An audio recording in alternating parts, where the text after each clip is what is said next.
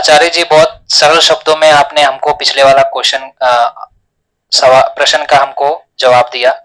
तो अगला जो मेरा प्रश्न है आचार्य जी, वो भी थोड़ा हमारे वर्ण व्यवस्था को ही लेकर है। तो मेरा जो अगला प्रश्न रहेगा, जिन 4 वर्णों की सृष्टि है, उसमें से वैश्य किस कर्म से परिणाम शूद्रत्व को प्राप्त हो जाता है? हाँ, तो इसमें महाभारत का हमारे पास प्रमाण है कि जब पार्वती ने शिव जी से पूछा कि वर्ण वर्ण व्यवस्था परिवर्तनीय है कि नहीं, कि क्या हम उसको जन्मना माने या फिर कर्म के आधार पर भी परिवर्तन होता है। तो उन्होंने पूछा कि मेरे मन में एक महान संशय है कि उन्होंने कहा, चातुर्वर्ण्य भगवता पूर्व सृष्टम स्वयं भुवा केन कर्म विपाकेन वैश्यो गच्छति शूद्रताम, कि स्वयंभू भगवान ने पूर्व काल में जिन 4 वर्णों की सृष्टि की है, उनमें से वैश्य किस कर्म के परिणाम से शूद्रत्व को प्राप्त होता है।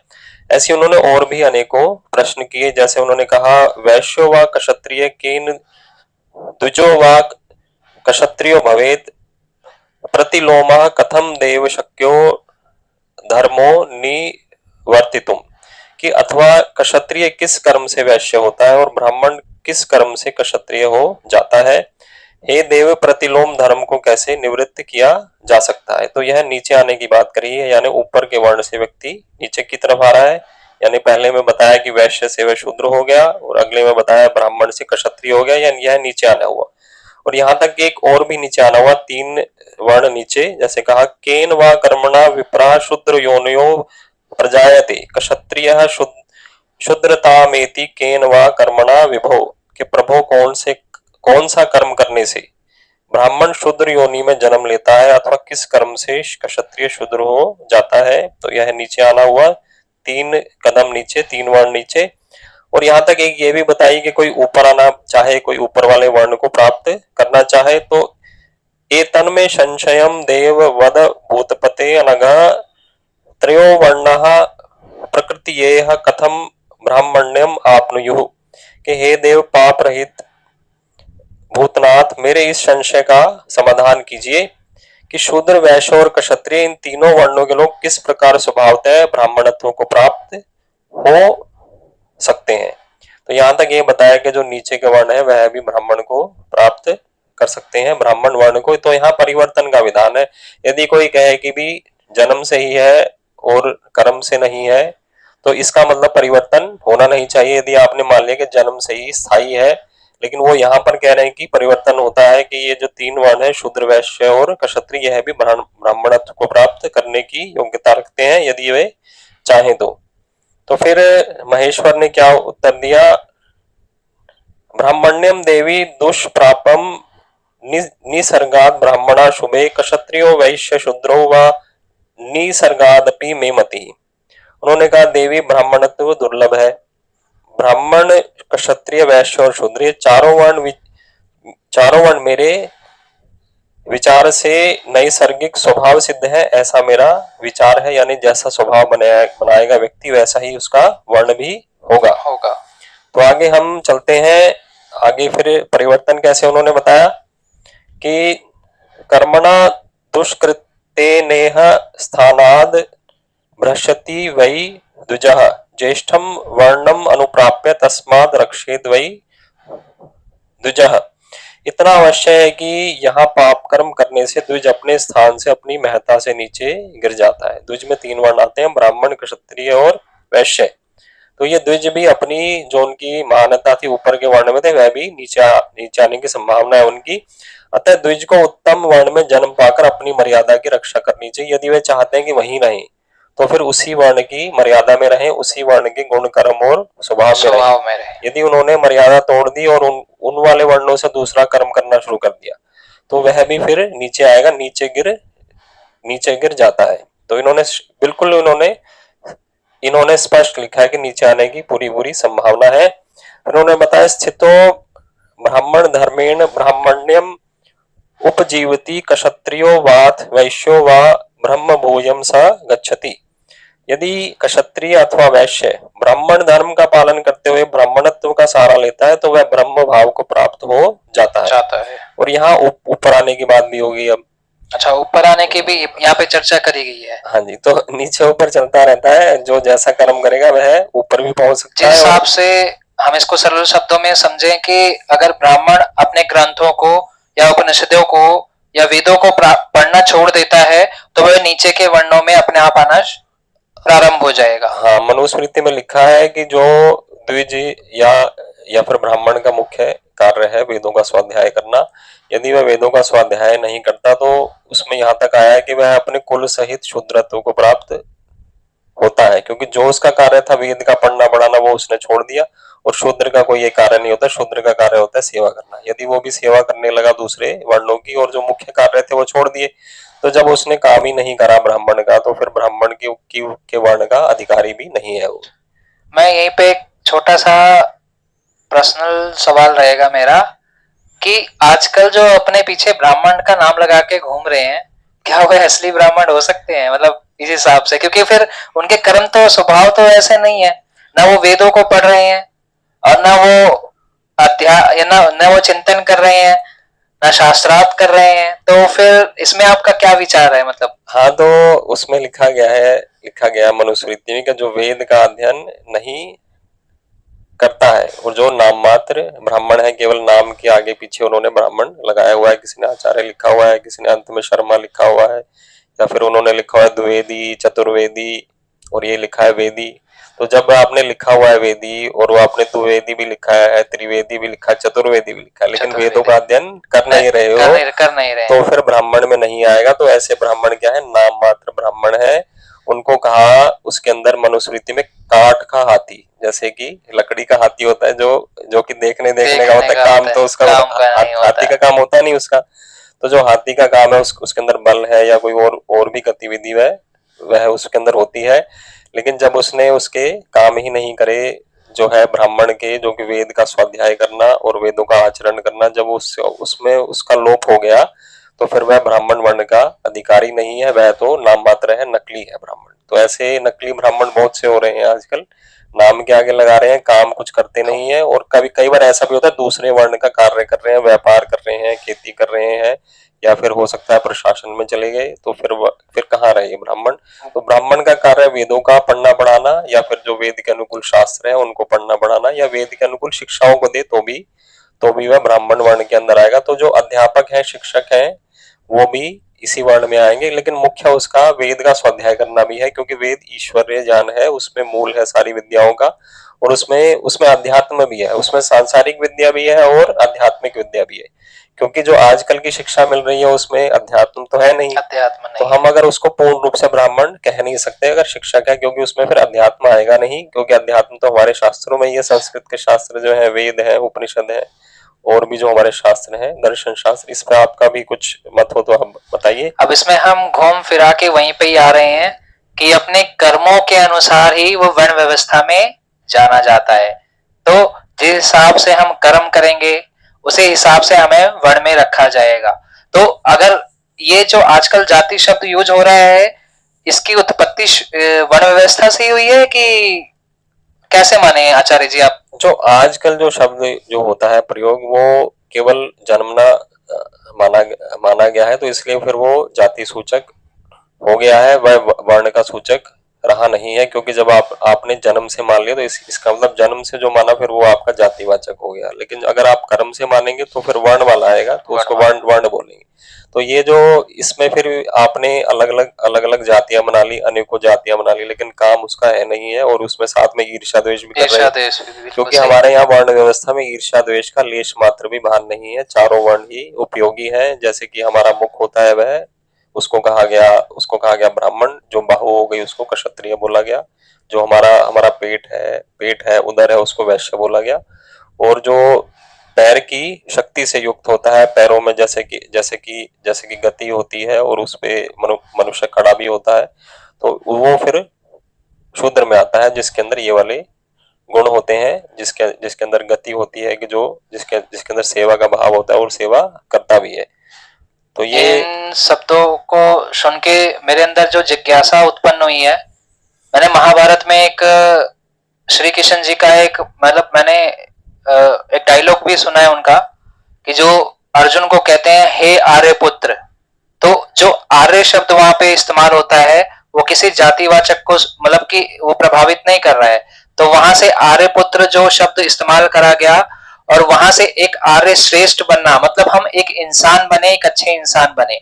जाति और हमारे जो जाति और जो अलग अलग जातियों में बांट दिया है लोगों को, हमें पहले लोगों को मतलब आचार्य जी की बात से मुझे यही समझ में आ रहा है कि पहले हमें लोगों को एक इंसान बनने की और एक आर्य एक अच्छा इंसान बनने की मतलब प्रभावित करता है जो हमारे वेद है, यही कहना चाहेंगे। हाँ हाँ हाँ, जो आर्य है उसके अंदर चारों चारों वर्ण आते हैं हमारे। केवल एक जगह कुछ अलग कहा गया कि जो जो शूद्र है उसको उसको अनार्य इसलिए कहा गया कि अनाड़ी है, कि उसको शास्त्र पढ़ना नहीं है। लेकिन लेकिन अगर आप वहां पढ़ेंगे मनुस्मृति में तो चारों वर्णों को आर्य ही लिया है, श्रेष्ठ लिया है। तो जो जो कि श्रेष्ठ श्रेष्ठ कर्म करते हैं तो सारे ही आर्य हैं, तो उनमें भेदभाव अधिक करने की आवश्यकता नहीं है। केवल केवल भेदभाव है तो गुण कर्म और स्वभाव के अनुसार है। लेकिन कोई ईर्ष्या द्वेष वाली भाव, कोई किसी को नीचा दिखाना और अपने आप को बहुत ऊंचा मान लेना, तो ये नहीं है।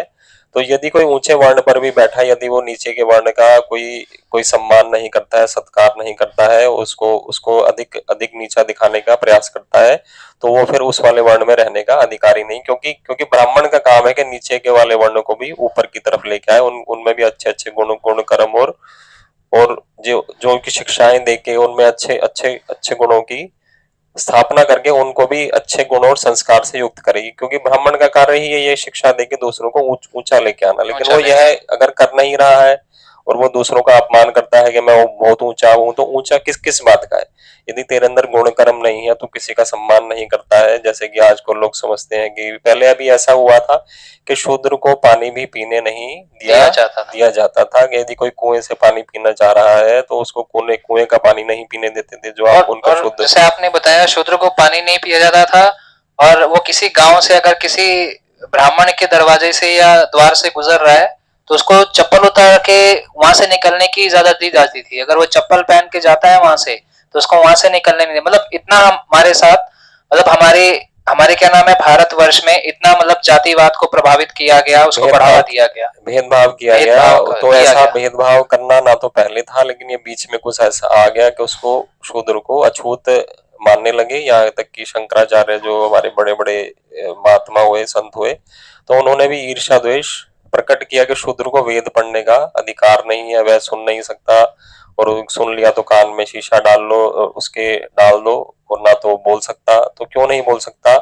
भाई? उसको भी तो ऊंचा ऊंचा उठने का है अधिकार है, बिल्कुल सही। यदि वह कुछ उसके अच्छे श्लोक भी सुन ले तो उसमें भी अच्छे अच्छे गुण कर्म और स्वभाव ही आएंगे। तो उसको निषेध करना कि ना सुने वेद के वचन, तो वेद की वाणी तो मानव मात्र के लिए दी है परमात्मा ने। तो वेद में वचन भी आया है कि इस वाणी को सभी लोगों के लिए बोलो, सभी वर्णों के लिए बोलो। तो ऐसा वेद का उपदेश है। तो परमात्मा की आज्ञा के विरुद्ध यदि उसको शिक्षा ना दी जाए, यदि उसके अंदर इच्छा है, अगर वो कुछ सुनना चाहता है, तो उसको दिया जाए उपदेश अच्छा। और जब वो उसकी सेवा कर रहा है तो उसके कान में तो वचन आएंगे ही। जब आपने कह दिया जी अब ब्राह्मण क्षत्रिय वैश्य की सेवा कर, तो जब उनका सत्संग हो रहा होगा तो क्या वो नहीं होगा बैठा होगा? तो उसके कान में वचन आएंगे, और आने भी चाहिए वचन। कुछ अच्छे वचन उसमें नहीं आएंगे तो उसमें भी गुण कहाँ से आएंगे? कुछ शिक्षाएं तो उसको भी मिलनी चाहिए। ठीक है, वो उसके अंदर इतने गुण नहीं होते, योग्यता नहीं होती, लेकिन वो योग्यता कुछ तो आएगी। अगर बिल्कुल भी नहीं देंगे तो कुछ भी नहीं आएगी, कुछ भी नहीं आएगी। तो बिल्कुल सही। कुछ तो लेने दिया जाए। तो इतना ऐसा भाव आपने बना लिया संकीर्णता का कि कुछ ना ले, वो हमारे से कुछ ना प्राप्त करे। अरे जब सेवा कर रहा है तो उसको अधिकार है कुछ लेने का भी। तो ऐसे सेवा लोग मुफ्त में लोगे क्या? तो उसको कुछ अच्छे गुण कर्म स्वभाव दो, धन भी दो, स्वभाव भी जरूरी है। उसकी भी सेवा। यहाँ तक हमारे यहाँ लिखा है कि भी जो कि गृहस्थ होता है तो उसको पहले शूद्र को खाना देकर ही खाना चाहिए, कि जो घर में नौकर है सेवक है उनको खिलाकर खाए। पर आजकल तो उल्टा हो गया है। हाँ, उल्टा हो गया। तो उन्होंने लिखा है मनुस्मृति में, गृहस्थ क्या होना चाहिए? शेष भूख होना चाहिए, कि दूसरों को देकर खाए पहले। कि जितने भी मेरे अधीन है, सेवक है, कोई नौकर है, चाकर है, तो उनको खाना खिलाकर खाए। ये है कि भाई पहले जो है बनाते वही थे हमारे घरों में, शूद्र ही सेवा करते थे, खाना बनाने का भी उनका काम था।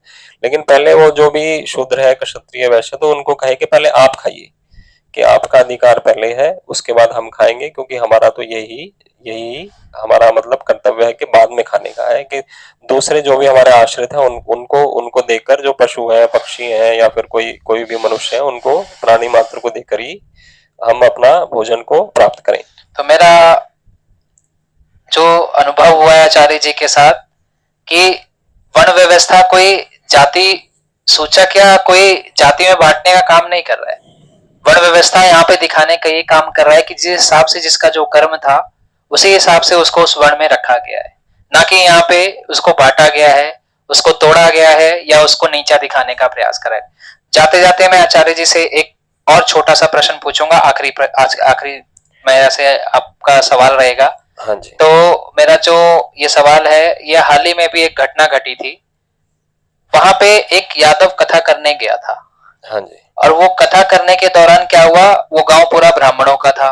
हाँ जी। और उस दौरान क्या हुआ, कथा तो उसने कर दी, उसके बाद क्या हुआ, जब कथा खत्म हुई तो वहां के लोगों ने उसकी पहचान या उसकी आई कार्ड या आधार कार्ड मांगा उससे।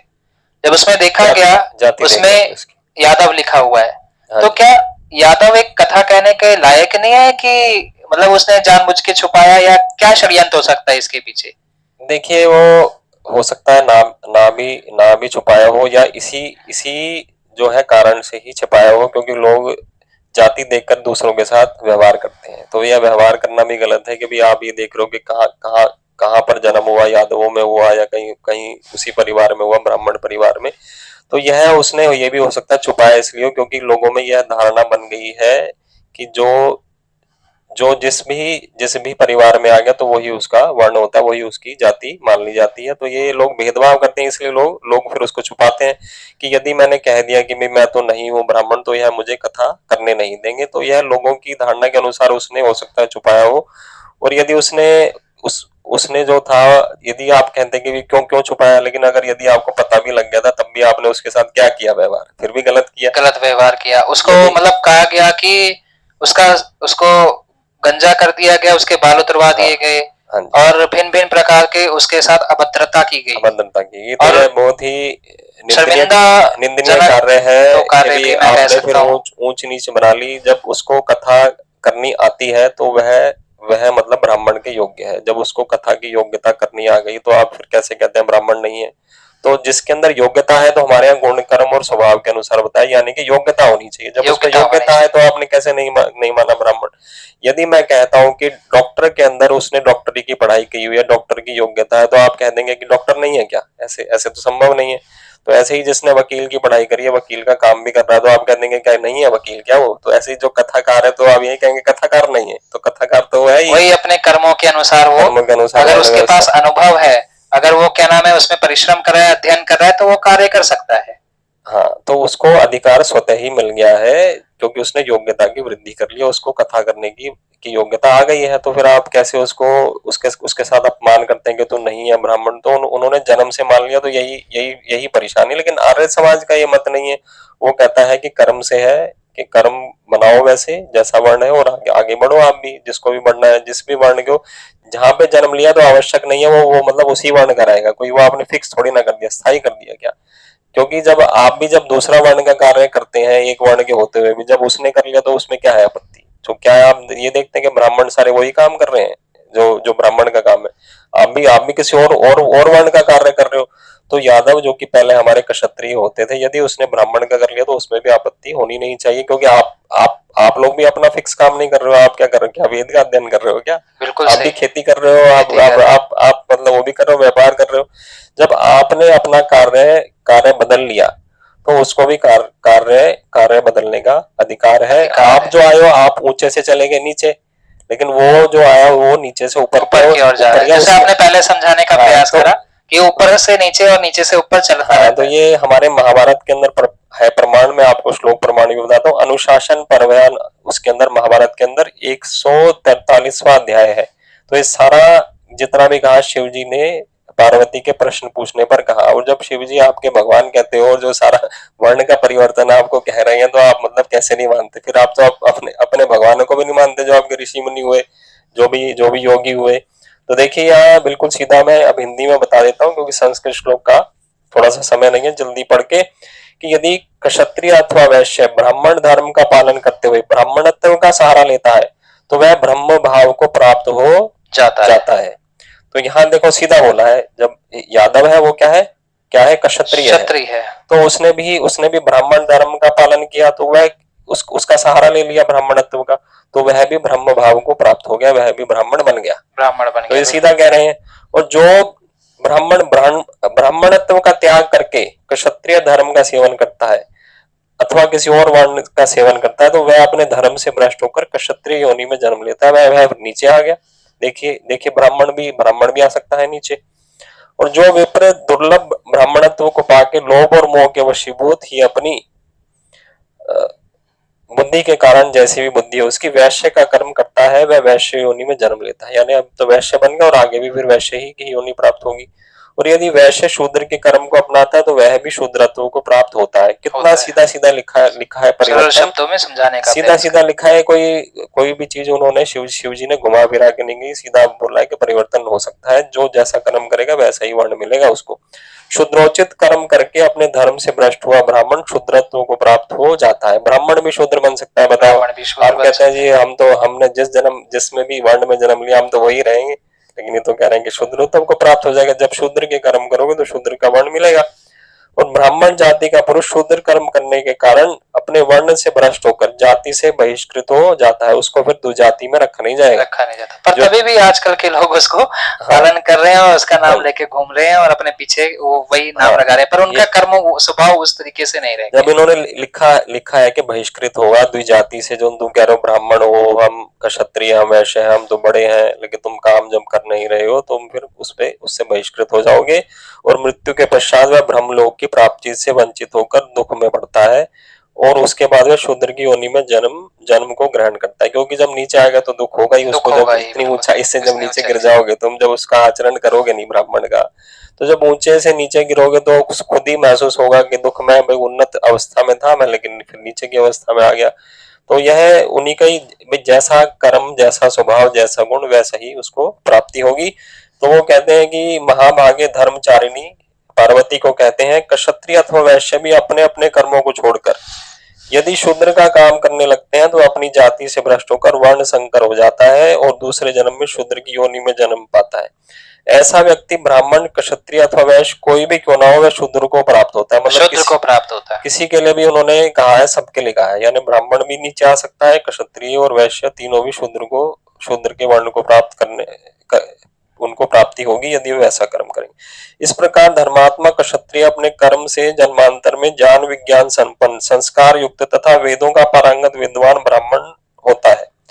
यदि जो आपका क्षत्रिय है धर्मात्मा हो जाए वो, और वो यही कार्य करने लगे बार बार इसी वाले जन्म में क्षत्रिय वर्ण का, और अच्छे अच्छे रूप से करे, तो वह भी फिर वो अगले जन्म में ब्राह्मण की योनि में जाएगा, यानी वह ऊंचाई में जाएगा। ईश्वर उसको अपने आप ही देगा कि तूने जो क्षत्रिय का काम, जो तूने ड्यूटी ली थी अच्छे रूप से करी, तो इसका मतलब जब अच्छे रूप से करी तो अगले जन्म में उसको फल भी फिर ऊंचाई वाला मिलेगा, अच्छा फल मिलेगा। फिर उसको और ईश्वर वो बनाएगा ब्राह्मण, उसको और भी शिक्षाएं मिलेंगी और वो फिर उसी वर्ण को प्राप्त करेगा। तो ये सब लिखा है। तो देवी इन कर्म फलों के प्रभाव से नीच जाति एवं हीन कुल में उत्पन्न हुआ शूद्र भी जन्मांतर में शास्त्र ज्ञान संपन्न और संस्कार युक्त ब्राह्मण होता है। बताइए, अब शूद्र को भी सीधा बोल दिया कि वह ऊपर के वर्ण में जाएगा। ब्राह्मण भी यदि दुराचारी होकर संपूर्ण संकर जातियों के घर भोजन करने लगे तो वह ब्राह्मणत्व का परित्याग करके वैसे ही शूद्र बन जाता है। यानी उसने दुराचार को अपना लिया या फिर कहीं और भोजन करने लगा संकर जातियों में, तो फिर ब्राह्मण रहेगा नहीं। देवी शूद्र भी यदि, आप शूद्र का देखिए कि अगर शूद्र को ब्राह्मण बनना हो तो उसे क्या क्या करना चाहिए। तो कहते हैं शूद्र भी यदि जितेंद्रिय होकर पवित्र कर्मों के अनुष्ठान से अपने अंतःकरण को शुद्ध बना ले तो वह द्विज की ही भांति से वह सौम्य ब्रह्म का कथन है। तो कहा कि अगर वो भी शूद्र भी जितेंद्रिय है और पवित्र कर्मों का अनुष्ठान करता है और अंतःकरण को शुद्ध बना लेता है तो वह द्विजों की भांति से वह, क्योंकि उसके अंदर गुण आ गए द्विज के। अब तो ये स्वयं ब्रह्म का कथन है, यानी कि परमात्मा का कथन। हाँ, तो परमात्मा को ब्रह्म कहा गया। तो मेरा भी ऐसा ही विचार है। शिव जी कहते हैं कि यदि शूद्र के स्वभाव और कर्म दोनों ही उत्तम है तो वह द्विजाति से भी बढ़कर मानने योग्य है। तो ये तो द्विजाति से भी बढ़कर मानने योग्य बना दिया। तो यदि उसके दोनों ही चीजें बढ़िया हो रही हैं तो ये कितना कितना स्पष्ट शब्दों में उन्होंने कहा है। तो आगे यदि आप पूछना चाहते हैं कि यह जो वर्ण है जो हमारा जो है ब्राह्मणत्व का, तो इसमें मूल चीजें क्या हैं, कुछ ऐसा भी प्रश्न है क्या आपका? अभी तो मैं जो मुझे समझ में आया है आचार्य जी, आजकल के माहौल में अगर देखा जाए, अगर हम देखें तो वर्ण व्यवस्था को बहुत आसान रूप से समझें तो जिस हिसाब से अगर किसी कार्यालय में किसी ऑफिस में अगर हम काम करते हैं या कार्य करते हैं तो उस वर्ण व्यवस्था का इस्तेमाल भी वहां पे होता है। जो कहते हैं कि वर्ण व्यवस्था तो हमारे वेदों में लाई गई है जानबूझ के, और इसको क्या नाम है, जानबूझ के दिखाया गया है वर्ण व्यवस्था। तो मैं उनको एक एक प्रमाण देना चाहूंगा जो मुझे आचार्य जी की बात से समझ में आई कि वर्ण व्यवस्था आजकल हम उस दौरान में हम इस्तेमाल भी हो रहा है और उसमें हम जी भी रहे हैं। जिस प्रकार से अगर एक चपरासी अगर किसी स्कूल में घंटी बजाता है और एक हेड प्रिंसिपल जिस हिसाब से पूरे स्कूल को चलाता है, तो ना कि हेड प्रिंसिपल वो अपने कार्य को करते हुए कर्मों को करते हुए ऊपर गया है और शूद्र में उनको रखा गया है। जिस हिसाब से एक चपरासी घंटी बजाता है, क्या प्रिंसिपल आके घंटी बजा सकता है? बिल्कुल भी नहीं बजा सकता है। ना कि एक चपरासी जाके स्कूल चला सकता है। हाँ, एक एक समय पे अगर वो कर्म करे या कार्य करे या जिस हिसाब से मेहनत करे तो वह विद्या को प्राप्त कर ले, विद्या को प्राप्त करे तो वह एडमिशन ले ले, कहीं कहीं पढ़ना प्रारंभ कर दे तो उसमें भी विद्या का गुण आ जाएगा। और क्योंकि वो तो कहा गया उसमें विद्या का गुण नहीं होता, लेकिन जैसे ही विद्या का गुण आएगा, उत्तम उत्तम संस्कार आएंगे, सदाचार आएगा, तो वह भी ब्राह्मणत्व को प्राप्त कर लेगा। तो उसको उसको अधिकार तो है, ऐसा नहीं है कि अधिकार नहीं है। तो वो कहते हैं है ही नहीं अधिकार के, जब शूद्र वर्ण में पैदा हुआ तो वो बिल्कुल भी उन्नति कर नहीं सकता। तो उन्नति करने का विधान है, अधिकार है उसको, यदि वह उन्नति करना चाहिए तो उसको रोक कोई भी सकता नहीं है, कोई भी नहीं रोक सकता और ना ही होना चाहिए। ना आज की व्यवस्था भी ऐसी, लेकिन जिन्होंने बना लिया अपने आप से, ना तो शास्त्रों में है, ना ही प्रशासन में ही है। क्योंकि प्रशासन तो किसी को नहीं कहता कि आप स्कूल में पढ़ नहीं सकते, ऐसा कुछ नहीं। ये तो इन लोगों ने बना लिया, जो कि दूसरे दूसरे होते हैं, जो कि स्वार्थी होते हैं कि हमारे से ऊंचा कोई भी उठ ना सके, कि हम इस वर्ण में है, और वो है भी उस रूप से, जन्म से, कर्म से तो कोई है भी नहीं। लेकिन वो नहीं चाहते कि दूसरा उठे ऊपर, कि हमारे हमारे लेवल तक आए, स्तर तक आए। तो यह उनकी धारणा ठीक नहीं है, क्योंकि उसका काम कहा गया है कि जो कि जो कि ब्राह्मण होता है, कि यदि उसके अंदर सदाचार नहीं है, ये तो फिर वो वाली बात होगी दुराचार वाली। तो दुराचार नहीं होना चाहिए। तो ब्राह्मणत्व का आधार सदाचार ही। शास्त्र पढ़ के भी यदि आप में कुछ अच्छे गुण नहीं आए, सदाचार नहीं आया, दूसरों की उन्नति के बारे में आप मतलब सोचते नहीं है, केवल अपना सोचते हैं, स्वार्थी हैं, तो फिर ये तो सदाचार हुआ नहीं, ये तो फिर दुराचार हो गया। तो जो दूसरों की उन्नति के विषय में भी सोचे, जैसे स्वामी दयानंद ने भी आर्य समाज के नियम में रखा कि सबकी उन्नति में अपनी उन्नति समझनी चाहिए। कितना बढ़िया नियम दिया। तो जो ऐसे विचार रखता हो, सबकी उन्नति में अपनी उन्नति को देखता हो, तो वह ही वास्तव में ब्राह्मण है। तो ये गुण होना चाहिए। तो ये उन्होंने, शिव जी ने क्या कहा कि ब्राह्मणत्व की प्राप्ति में ना तो योनि, ना संस्कार, ना शास्त्र ज्ञान और ना संतति ही कारण है। ये तो उन्होंने ये भी मना कर दिया कि केवल शास्त्र ज्ञान होने से कोई लाभ नहीं होगा, या आपने कोई संस्कार करा लिया उनसे लाभ नहीं होगा, या ना कोई आपकी उत्तम संतान है उससे लाभ नहीं होगा। यदि आपके अंदर सदाचार नहीं है तो वो फिर ब्राह्मण नहीं हो आप। तो उन्होंने कहा ब्राह्मणत्व का प्रधान हेतु तो सदाचार ही है, और यदि संस्कारों और शास्त्रों का ज्ञाता होकर भी ब्राह्मण दुराचार करता है, स्वार्थी होता है, किसी की उन्नति से ईर्ष्या करता है, द्वेष करता है, तो वह ब्राह्मण पद के योग्य नहीं है, ब्राह्मण वर्ण के योग्य नहीं है।